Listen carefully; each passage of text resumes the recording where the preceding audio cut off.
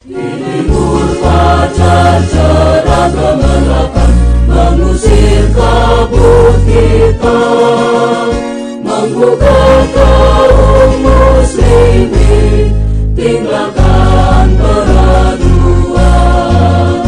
Lihatlah matahari telah tinggi di ufuk timur sana, seruan ilahi Rabbi, samina wa ata'na. Assalamualaikum warahmatullahi wabarakatuh.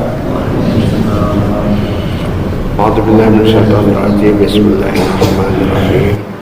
Alhamdulillahirabbil alamin, wassalatu wassalamu ala asyrafil mursalin wa ala alihi wa sahbihi ajmain. Bapak-bapak, ibu-ibu jamaah Masjid Al-Muslimun yang dirahmati Allah, alhamdulillah kita pada pagi hari ini diberi kesempatan oleh Allah dengan badan yang sehat untuk bisa datang sholat di sini, sholat berjamaah subuh. Baiklah, sekarang giliran saya membacakan subjudul 6, kedudukan hadis tentang kunut. Pertanyaan, mohon penjelasan kedudukan hadis di bawah ini. A. Tentang Nabi SAW selalu berkunut dalam sholat subuh sampai saat beliau meninggal dunia. B. Sesungguhnya Nabi SAW berdoa kunut sebulan penuh mendoakan kebinasaan satu kampung dari kampung-kampung orang Arab, lalu beliau hentikan. Bukankah kedua hadis tersebut menjadi dasar adanya doa kunut? Mohon penjelasan. Pertanyaan dari Muhammad Husni, SMP, Badan Wakaf Sultan Agung Semarang. Jawabannya, hadis tersebut ada yang menyatakan sanadnya hasan, tetapi banyak yang menyatakan bahwa sanadnya lemah. Artinya hadis itu dhaif, maka tidak dapat dijadikan hujjah untuk menetapkan adanya kunut pada waktu sholat subuh.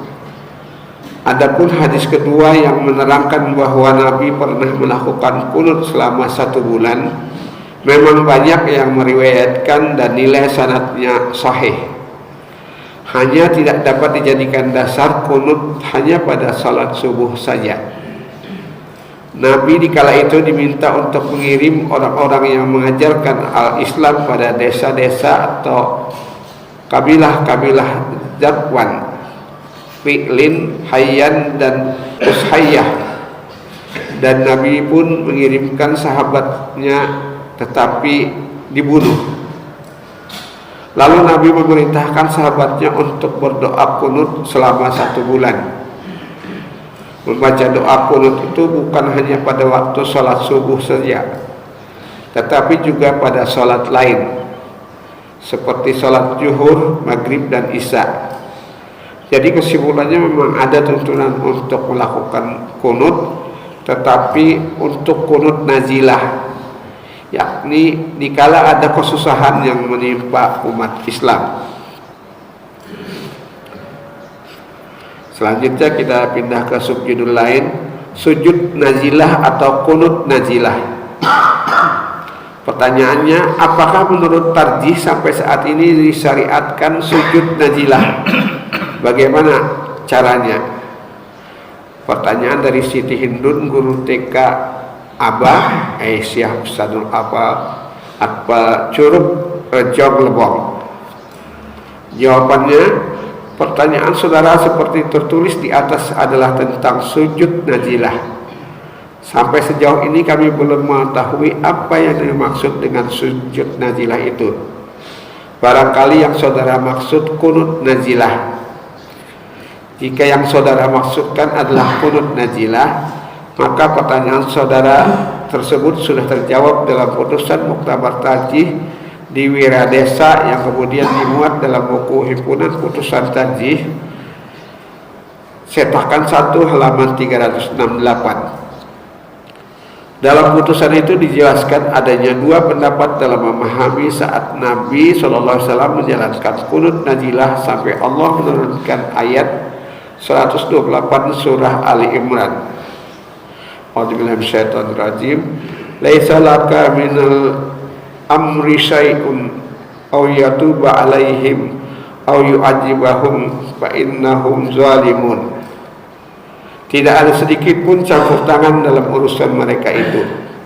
Apakah Allah menerima taubat mereka atau mengajak mereka, karena sesungguhnya mereka itu orang-orang yang zalim. Bunyi keputusan yang dirumuskan mengarah kepada penampungan adanya pemahaman yang berbeda dan belum dapat dipertemukan, disebabkan pemahaman yang berlainan mengenai hadis yang menerangkan bahwa Rasulullah SAW tidak mengerjakan qunut nazilah setelah diturunkan ayat 128 surah Ali Imran tersebut. Jelaslah bahwa Rasulullah SAW pada beberapa kesempatan telah mengerjakan qunut nazilah dalam hubungan penganiayaan orang-orang kafir terhadap kelompok orang Islam. Dalam qunut nazilah itu Rasulullah berdoa memohon agar Allah mengutuk mereka yang telah melakukan kejahatan dan memohon agar Allah memberi balasan kepada mereka. Kemudian turunlah ayat 128 surah Ali Imran di atas. Pemahaman yang timbul dari riwayat tersebut ialah: satu, bahwa qunut nazilah tidak boleh lagi diamalkan. Yang kedua, boleh dikerjakan dengan tidak menggunakan kata kutukan dan permohonan pembalasan terhadap perorangan.